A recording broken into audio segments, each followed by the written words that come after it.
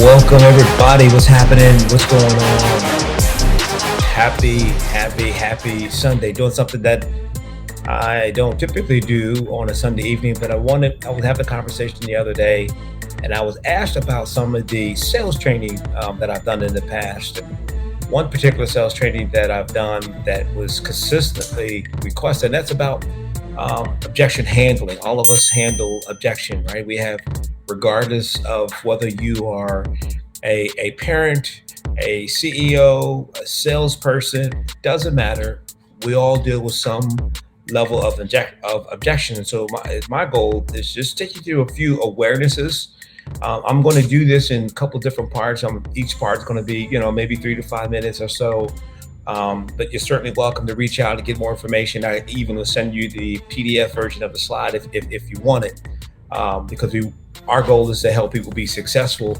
And the Motivate podcast, it's our thought that you say less, but always believe for more. So let's get started. So the elementary of objection handling, and let me just share with you a couple of the key things that we'll be covering during the series. We'll be talking about, number one, the difference between a stall, an objection, and a condition. What's the difference between a stall, an objection, and a condition? And the second thing we want to do is talk about the three techniques, different approaches.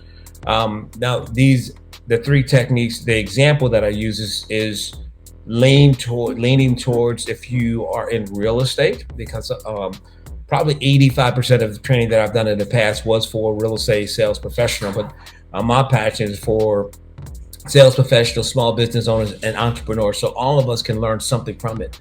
The third thing, we're going to talk about the 7 awarenesses. I want to go through the 7 awarenesses. And then finally, the number one thing that helped my sales career soar when I was in this selling environment, and that was the objection handling track. So let's get started with this. Split the screen up here. Hopefully everyone can still see the screen okay. Understand that there is an 80-20 rule. There's an 80-20 rule.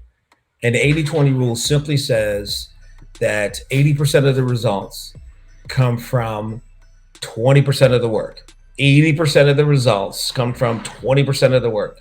I was watching the program, the guy was talking about this principle, this 80-20 principle. And he said, if you look at your clothes that you wear in your closet, he said, we wear 20% of our clothes 80% of the time.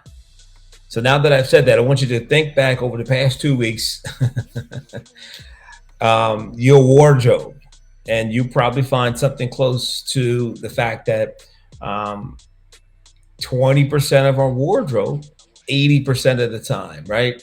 So anyway, so let's move on. So until we get real good at handling objection, 5% is how much money we'll make. What does that mean? So let's pretend there are 5 people in a sales competing for sales, right? In any sales market, any business, about 80% of the wealth is generated by about 20% of the population, right? So let's take that and divide that into 5 people working, right? So you got 100%, you got 5 people. So we're going to break that down into 20, 20, 20, 20, 20, right? 5 20% segments. And so what we'll find is 80% of the people, if 20% of the people controlling 80% of the wealth, then what that means is that remaining 20% is being divided by 4 people. Right, so 4 people is 5%, 5%, 5%, 5%. I know it's quick math. I hope it makes sense. But the bottom line is this: until I get real good at handling objections, I'm only going to be getting 5% of the 20% that's left that 80% of people are competing for. I hope this is making sense. So let's look at this thing. 3 keys to success.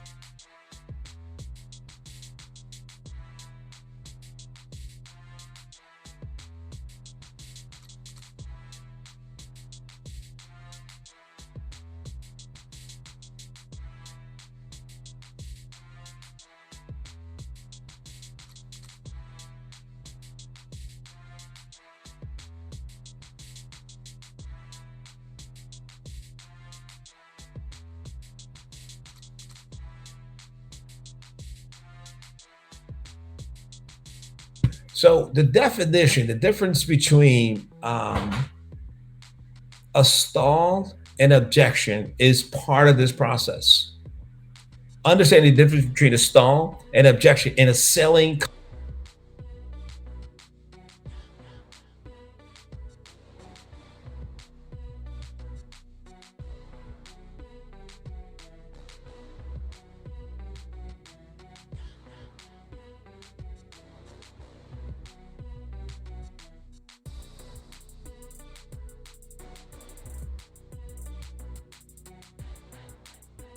I want to think it over.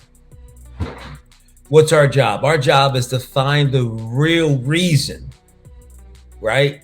To find out the real reason they don't feel like they need, that they can move forward in the selling process.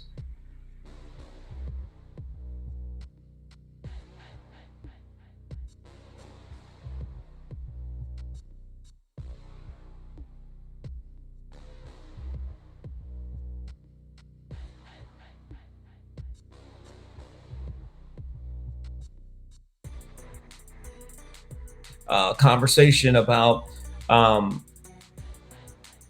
things about the selling process that's not necessary. My job is to change the way that you feel. Rich, I appreciate your stopping past. What you have to offer makes so much sense. But here's what I like to do. I want to think about it for. I want to think it over. Right, right. The most common. There's a training that I did not too long ago on the common reasons that people don't, or the common objections that you hear in the selling situation. And I want to think it over. It's one of the, probably the most common one. I want to think it over. What's my job? My job is to change the way that they feel. Rich, I appreciate you stopping past. I appreciate you sharing this proposal. I appreciate you sending the idea. I appreciate you sharing this strategic plan on how to help our division or company. But we want to think it over before we move forward. What's my response? My response is, hey, I certainly understand you want to think it over. I mean, I understand the amount that I'm asking. It's a lot. And if I was in your situation, I want to think it over as well. I'm using language. I'm taking what they said and throwing it back at them and formatting in a way so that they believe and think and feel like they're in control of this selling situation. Now, there's a psychology of sales. I want you to understand there is a psychology to selling. And the psychology of selling is this. So we have to prepare and present to the client, and the client will feel like they are in control of the selling conversation. But we are through our questionings. See, it's not a conversation as if there isn't dialogue. And I like the consultative approach. I'm asking questions. I certainly understand that you want to think it over. If I was in your position, I'd probably want to think it over. I am asking a fair amount of money from you and your organization for this product, this plan, etc. But just out of curiosity, right? Just out of curiosity, what is it that you need to think about? Now it's a little gutsy. I used to have this gutsy gauge, right? Gutsy gauge, 0 through 10, 0 through 10. And gutsy gauge, the more gutsier the question was, the more the needle will move to be in the 8 to 10 or the red area. See, if you're in a selling situation, as a parent, you're selling, as a CEO, you're selling, of course, as a salesperson, you're selling, everyone is selling. If you're a recruiter in an organization, you, my friend, are selling, everyone is selling. When it talks to engaging people and presenting ideas and proposals and expecting and encouraging and or influencing people to go to the next level. See, a definition of sales that I learned a long time ago is sales, the ability to crystallize someone thinking for the good, right? I certainly understand, Mr. and Mrs. Blank, that you want to think it over. What is it that you want to think over? I want to change the way that they feel. They don't feel like they should make a decision today. My goal is to change the way that they feel. That's my only goal. And then sometimes there are conditions. What are conditions? Conditions should be handled in the investigation stage. If I'm selling real estate and a person wants to sell a house and I sit down and I meet with them and they say, oh, by the way, it's an estate sale and my siblings are heirs in this process or transaction. But that's a condition. We can't move forward till everyone is signing off. I meet with the director of HR And the director of HR said, I appreciate your stop and pass, but we can't move forward until I get the CFO to sign off on it. It sounds good. It makes sense to me, but I need a CFO. And right now she isn't available. That's a condition, right? And that should have been handled in the investigative stage. What's the investigative stage? I'm so glad you asked. The investigative stage is where we're doing our consultative selling.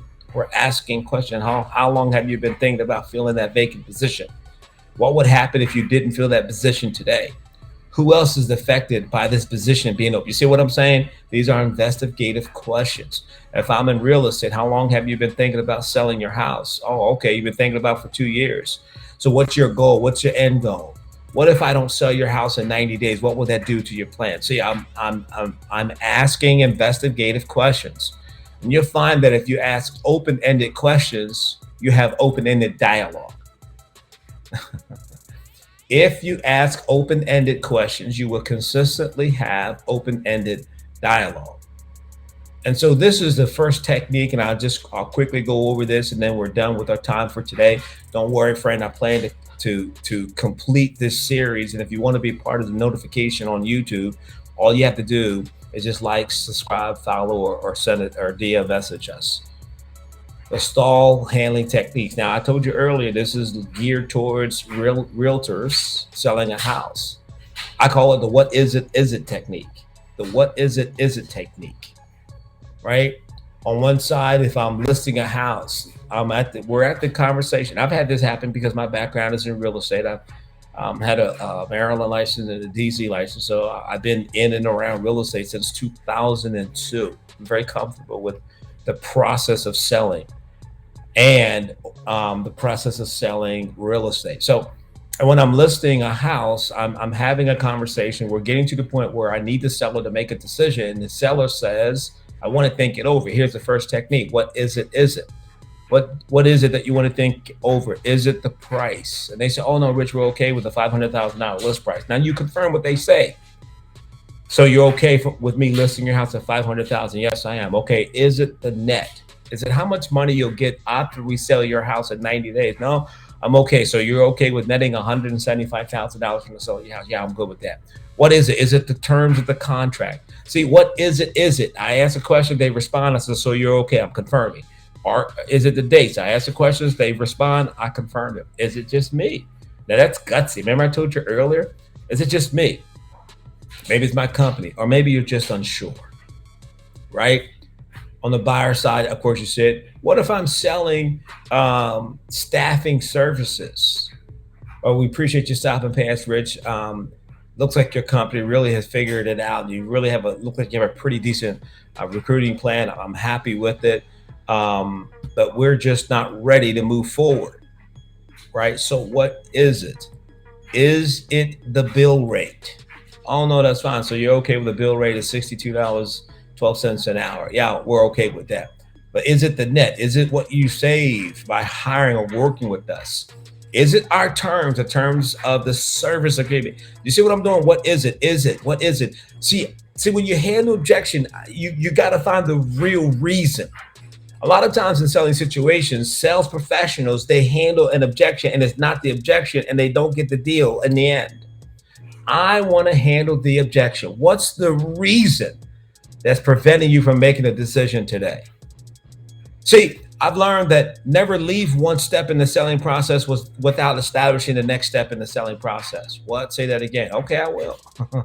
Never leave one level in the selling process with establishing the next step in the selling process. So even if we just not sure, we need to think over, I need the CFO to sign off on, I need to speak with the president, whatever it is, right? I'm saying, okay, I'm looking at my calendar now. When do you plan on having a conversation with the CEO? Okay, great. Why don't we do this? Why don't you and I plan a 15-minute phone call on Thursday? Does 10 a.m. work for you, or would 12 o'clock be better? See, that's that old alternate choice. That's an old alternate choice alternate choice close. Today at 2, tomorrow at 4. Today at 5, tomorrow at whatever, right? So the whole thing that I'm suggesting, friend, is that objection handling, it can be a very scary event when you don't have a process. You should always have a process, right? Always have a process on how you're going to be handling those objections. So I appreciate it, friend. This is Rich Wall Street Williams. This is another edition of Motivate Podcast. Motivate Podcast, we touch on many areas, and one of the areas we touch on is business development. So I hope that this information has been very helpful. Remember, say less, but always, always believe for more. I'll see you.